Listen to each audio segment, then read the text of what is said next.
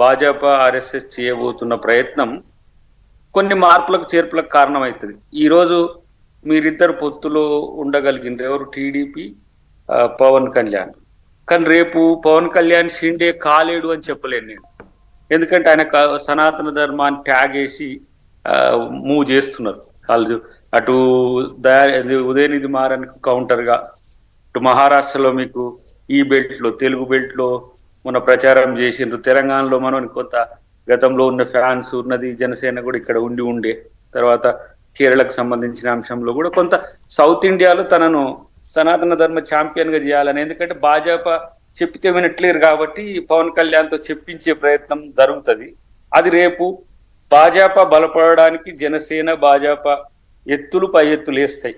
అప్పుడు ఇప్పుడు జగన్ కొట్టినట్టుగానే రేపు టీడీపీకి అది కౌంటర్ గా తీసుకొచ్చే ప్రయత్నం అయితే చేస్తారు. అది ఎంత మేరకు టీడీపీ సీరియస్ గా కండెంట్ చేస్తా అనే అంశాన్ని ఒక విషయం అయితే, తెలంగాణలో కూడా పవన్ కళ్యాణ్ తో టీడీపీ పొత్తే ఉన్నారు, బీజేపీ పొత్తే ఉన్నారు. అదొక ప్రయోగం ఉంది, అది చూస్తాం ఒక 1 year తర్వాత.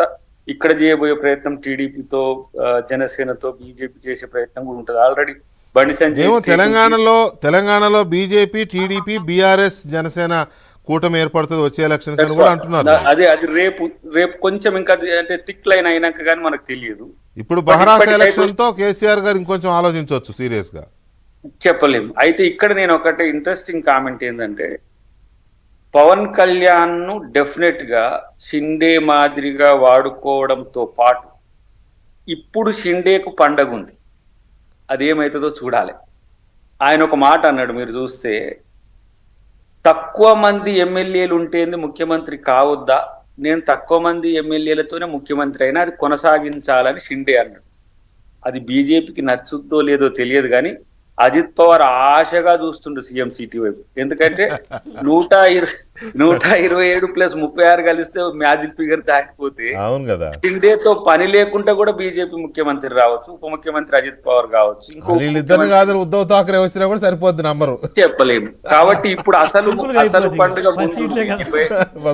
రేపటి రోజున జరిగే పరిణామాలు ఇదే. ఇప్పుడు అకాలీలకు జరిగింది, ఇదే బీఎస్పీకి జరిగింది. ప్రతి రాష్ట్రంలో భాజపా తన అనుకూలులను తన వైపు పని చేయించుకొని తన మిత్రుడినే ప్రత్యర్థులుగా మార్చి అసలు సినారియో నుంచే లేకుండా చేసే ప్రయత్నాల్లో చాలా పార్టీలు ఉంటాయి వాళ్ళ లిస్టులో. ఎందుకంటే సౌత్ లో మేజర్ గా అడిగాను, అది ఏఐడిఎంకేను ఎట్లా వాళ్ళు లొంగ తీసుకోవాలనేది ఉంటది. ఇప్పుడు విజయ్ వచ్చిండు అక్కడ. ఇక్కడ తెలంగాణలో వీళ్ళ కూటమి, మీరు అనుకున్న కూటమి. ఆంధ్రప్రదేశ్ లో చంద్రబాబును మోదీ గారు జీర్ణించుకోలేరు. ఇప్పుడు తాత్కాలిక ఒప్పందాల ప్రకారం చంద్రబాబు గారిని ఛాంపియన్ గా చూసిన భవిష్యత్తు రోజుల్లో అసలు మోదీ గారు 2025 తర్వాత ఉండరా అనేది ఒక చర్చ అయితే, మోదీ ఒక పర్సనాలిటీ బీజేపీ ఆర్ఎస్ఎస్ వినియోగించుకుంటది అంతే. రేపటి రోజున యోగి వస్తాడా, నితిన్ గడ్కరీ వస్తాడా, రాజకీయాల్లో ఎవరికి ఎప్పుడు ఎక్స్పైరీ డేట్ వస్తుందో ఎవరు చెప్పలేము. కాబట్టి ఇక్కడ టీడీపీని మాత్రం డెఫినెట్ గా వాళ్ళు ఒక ప్రత్యర్థి లాగానే చూసే ప్రయత్నం ఉంటుంది. ఎందుకంటే రేపటి రోజున బీజేపీ బలపడాలంటే నష్టపోవాల్సింది టీడీపీ. ఏ పునాదుల మీద దానికి మనోడు పవన్ కళ్యాణ్ సీరియస్ గా ఉపయోగపడుతుంది. అంటే ఇంకొకటి దయాకర్, బీజేపీ బలపడాలంటే నష్టపోవాల్సింది టీడీపీ అని మాత్రమే కాదు, వైసీపీ కూడా ఉంది. వైసీపీ ఇప్పుడు లేదు కదా, వైసీపీ ఇప్పుడు ఈ జంక్చర్ లో లేదు. కానీ పవన్ కళ్యాణ్ కో లెక్క ఉంది, దానికో తిక్కు ఉంది కదా, ఆ తిక్క బీజేపీ అవుతుంది. ఆ బీజేపీతో ఎక్కిచ్చేస్తారు మామూలుగా. మనోడు సనాతన ధర్మ పునాదుల మీద మనవాదాన్ని మోస్తున్నాడు. అది ఇంకా నేను భవిష్యత్తులో మంచి మీటింగ్ లో చెప్తా, ఇప్పుడు ఈ డిబేట్ లో కాదు. కానీ సనాతన ధర్మం అనుకుంటూ మనవాదాన్ని లేపుతూ బీజేపీ